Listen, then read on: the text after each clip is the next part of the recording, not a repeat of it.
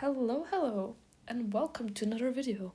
Now I know this one is not Genshin themed, but I think a lot of people will still have read the book. See, I'm a huge book fan, and with my art, I also want to draw a lot of book characters, especially if there isn't a lot of fan art of them, but these characters do have quite a bit of it.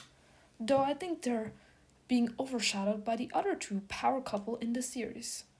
If you don't know who I'm talking about Wren and Oak from the Stolen Air series. Spoilers for the Stolen Air series, obviously, but you probably wouldn't have clicked on the video then if you even see this video. Now, I saw this nice Pinterest pose with like a person holding another person's arm and they're enclosed in their wings, and I thought this is literally perfect for them. Obviously, I try to get better 1% better with every drawing I make, and I know my drawings aren't the best, so I just try to make it better and better and better. Now, today I want to talk about why I love Wren and Oak so much, even more than Jude and Carden themselves. Don't get me wrong, I like Jude and Carden. I like the fact that basically almost everyone is morally grey in the series. Of all the book talk books I've read so far, which aren't a lot, it's just Shatter Me, Six of Crows, and, well, The Cruel Prince. I've only liked the Cruel Prince series, and I actually think the Cruel Prince and the whole series is written really, really well, which I can't really say about the other two books. I mean, Six of Crows is written okayish, but it's just not for me. I don't know, the series is not for me, and Shatter Me, in my opinion, is just dystopia disguised as romance. I've read the first book. Maybe it gets better? Please do tell me. Anyways, I've finished the sketch now, and it's time to add in the overall rough sketch on top of it. I'm sketching Wren's hair, and I wanted it to be in her braid. I love Wren and Oak, first of all, because of how Wren's POV worked in the first book. It was just every single detail about Oak kept coming out as the book progressed, but still not everything. And you always wonder, like with Jude and Carden a bit, is he just using her? Does he actually genuinely love her? How does that work? It was just so nice to read and so exciting, and you just want to continue.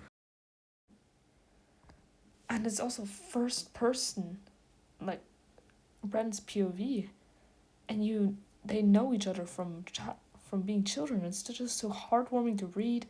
And then when they get older, you read all their parallels and what they still do, and like, oh my god, that's great. Secondly, I love them because it's not really enemies to lovers, if you get what I mean. I feel like a lot of books nowadays, they put the tropes in the front of the book and it says enemies to lovers, sunshine is grumpy, that type of stuff. And I think if you put enemies to lovers on the front cover, it's almost a bit of a spoiler. I don't know why you'd put that on there. It's kind of spoils what will happen with the couple, in my opinion. I mean, you could say Oak and Wren are enemies to lovers in a way, but they knew each other from when they were children, and they weren't really enemies back then. It's just a lot of miscommunication at some point and reconnecting. Yeah, that's not really enemies to lovers. I think enemies to lovers now especially is overused a lot, especially when it's spoilered, and especially in romantasy. I also love the two because obviously both of them are morally grey. So when there was the scene of, Wren telling Oak, crawl to me, she literally could do anything she wanted with him.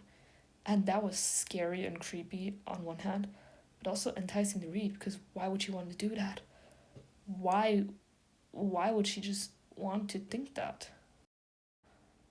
Another thing that I find great about also the Cruel Prince as a whole, it's a lot of politics at first. Like, politics is the main topic, so to say, of the book. It's obviously about how the courts fare and how you stay at a power level. I just like that. I like that a lot about the books. I think romance as a main plot device doesn't work that often. It's usually better if it's secondary plot device, and I also prefer that.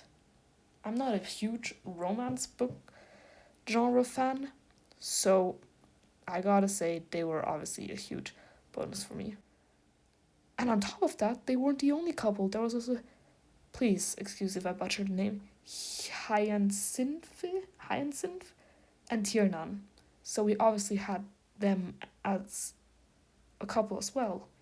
So it wasn't just those two lovebirds trying to get together. And it was also not the main plot of the book, which I found great. And they also balance each other out with their abilities and powers, and they need each other for what they want to achieve in their life. And at the same time, they're also what stands like in front of their goals. It's just so compelling to read. On one hand, they need each other, but they also need to get rid of each other. Also, then there's Oak, like pulling 6 girls, or was it 5? I don't know. That's just crazy to me. Now, many people probably don't like the fact that Oak is a player as well. Like, a lot of male main characters are players and stuff. And I think for Oak, it wasn't that bad. I didn't mind, because Oak just had to do it because he's Oak. He didn't have a choice. And you can also clearly see that his feelings, he doesn't really care about the girls. He clearly really prefers Lady Suran.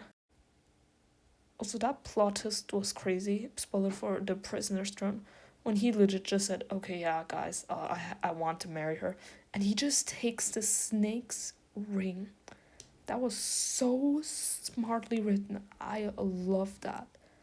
I love that Oak and Wren, you never know what's coming next. But on one hand, they love it, and at the same time, they hate each other. And they love what the other person's doing, and they hate it. That scene where Oak told Wren to throw the teacup, and she just yelled at him, but in the end she did throw the teacup. That was really, really cool to read. And I mean, obviously I love the two because both are written as really well standalone good characters. It's not their whole moral problem, ethical problem. It's not their entire problem that the other person doesn't love them. They also have other problems, and that's what I love about them so much. Anyways, we have reached the end. And pretty much here is the final piece. Thanks for watching. Bye bye.